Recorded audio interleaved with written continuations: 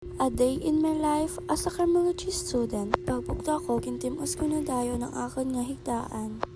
Pagkatapos ko timos, nagkuha na ko rice cooker para magtigang. Dari guys, tudloan ta kamo kung paano magkukas ang bagas. Una, batangan ka tubig, kag i-mix-mix. Pag ikarwa, batang sa rice cooker kag ion. Pagkatapos, kinuba ko na akon nga jacket.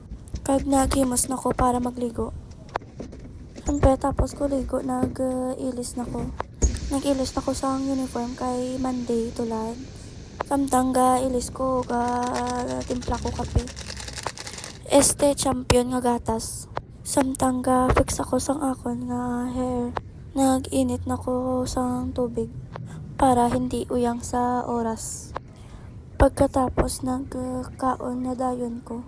Pero ay man ko kakaon kung kadaaga kay ginatamad ko magtigang. Bakal na lang ko sa kantin. Tapos ko kaon, nag-toothbrush na ko. Syempre, hindi kita madura ang skincare kag sunscreen. Kay criminology student, tadaan, kailangan tagit yung mag-sunscreen. Kay gapainit tadaan. Pagkatapos, nagsuksok na ko sa medyas. Kag pang perfume. Pagkatapos, naghimos na ta para maglakat. Ari na ko sagwa para magbantay sang jeep nga balwarte pakadto sa UI. Samtang biyahe ipakyut-kyut anay sa kamera. Ba, pakyut. Amo ni makita mo sa aragyan samtang pakadto ka sa UI. Ari nakita ay na kami sang classmate ko, gareklamo na sila kay sakit daw ilang tiil kahulat sakon.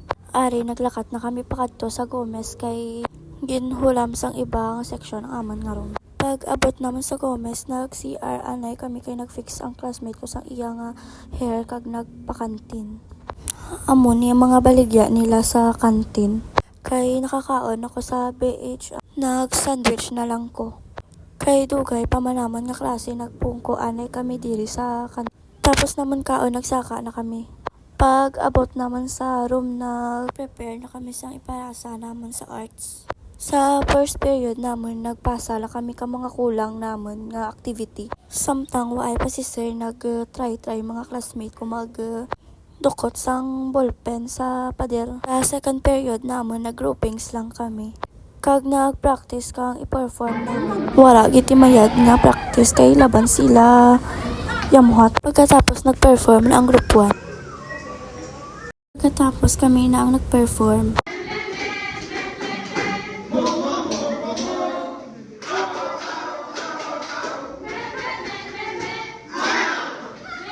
Ari naman ang group 3.